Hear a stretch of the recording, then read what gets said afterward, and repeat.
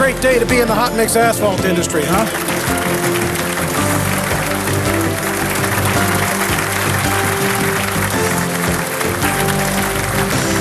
I'm here today to share with you in this celebration. I'm here today to dedicate this facility for the future. And I'm here today because of the efforts of so many of you who made this possible.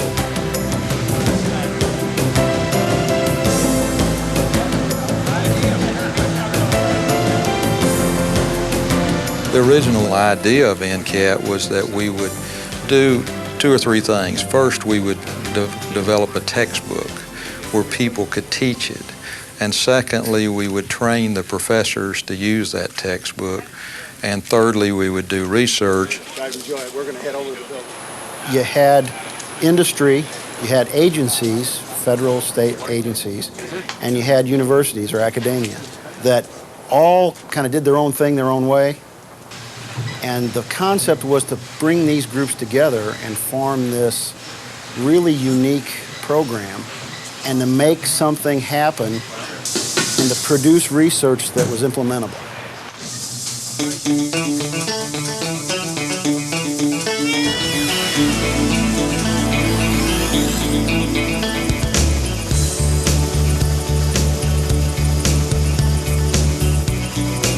Many of us had never been to Auburn before, so just to come to Auburn for the first time was a very interesting experience.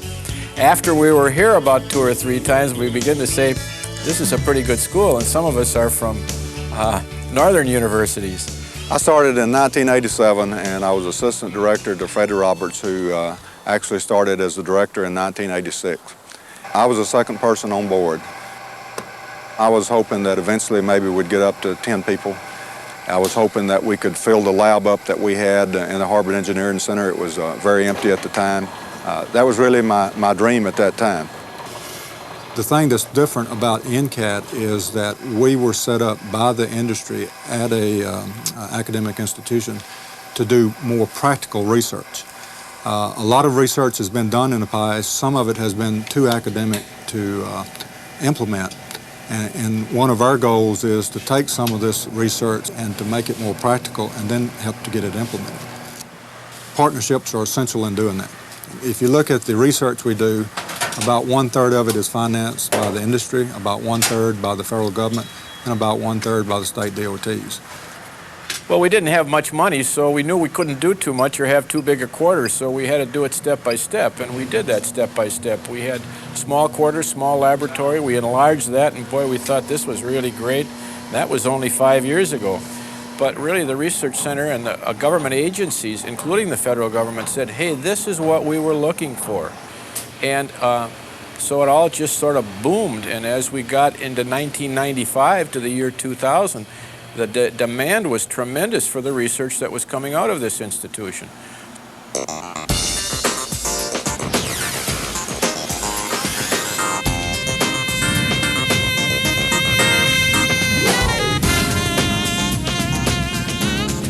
At this time, we have 46 200-foot sections all the way around the track. 20 of those 46 are really a supplemental study that's being conducted by the Alabama DOT. They lie in the curves. We have 26 remaining sections in the tangents. Of those 26, 4 were planned to be unsponsored, and the remaining 22 are fully sponsored at this point in time. Okay, lab, I've got a restricted zone, limestone and slag, super paved mix with neat asphalt. We're now calling this W6. It's sublot 1, compaction temperature 305 degrees. Well, to meet schedule, I think they're doing around 6 to 8 tops a week, which means every top is 66 pills that we make in there. So like Monday we did 3 tops, we made 200 pills. So I mean, as far as hours goes, we came in at 7 in the morning, left at midnight, came back at 6 the next morning and started over. When you're here, you don't really think about the hours, but it's on the ride home that you think, God, got so much to do and it's dark already. Like I was just saying earlier that I don't even know if my tomatoes are ripe yet because I haven't seen them in the daylight yet. By the time I get done out here, this whole lot's going to be full with about probably 30 different stockpiles. I'm gonna have them just bumping up against each other.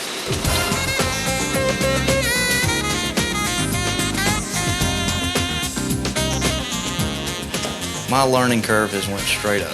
I mean, I had read about all this stuff in the books, gone through the classes, but to actually be here and see all these different types of mixes going down, all these different procedures, and what you have to do to try to get it to actually work in the field has been a very good experience.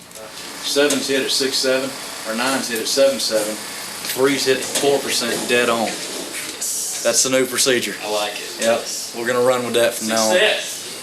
We have a data loop that runs all the way around it, and we have temperature and moisture instrumentation that's all hardwired into our laboratory. Every time a truck passes, each truck will have its own unique infrared ID that'll trip when it drives past that pole. It's all automated and it's all hardwired into the laboratory. Ooh, this is hot. You see that the section that we're adjacent to has already been tacked. That's going to be the first thing to be paved tomorrow. So I've got to have this done this evening so as not to disrupt the work in the morning. I remember saying to Ray, well, how much will it cost to run this thing? And he had done his homework and he came up with $1,800,000. And we rounded it off to $2 million a year just to operate a track. And I said, well, how are you going to pay for that? And his comment was, I don't know. And I said, well, what have you got to sell? And he looked and he thought and he finally smiled and he said, I guess we got test sections. And I said, well, what we got to figure out is how we could sell at least 20 test sections for $100,000 a year. So we came up with the scheme that we would go to Alabama, see if we get them to invest their $3.5 million in the oval track, which we went to Mac Roberts and he agreed to do that. And so they told us that if we could get other states to participate in the operation of the track, that they would build the track. And of course, we'd have a joint facility for everybody. The first state we visited was the state of Mississippi. The fellow who was there that was a highway director was also a PhD, and he said to me, Don, I want you to understand one thing. I have never seen any useful research done at a university in my life. So we started making our presentation from that negative position, showed him a little model that we'd built of the test track, showed him what we were doing and the going to school on it. About halfway through, he said, we'll take 2 test sections. And I said, wait a minute, I hadn't finished my sales pitch yet. But as I finished, I said, you know, if we get nothing out of this, when it's all over, if the track stopped after 2 years, and we get a correlation between laboratory equipment and field performance, it will have been worth the entire investment. We will get ahead of the curve with this facility for the first time in history.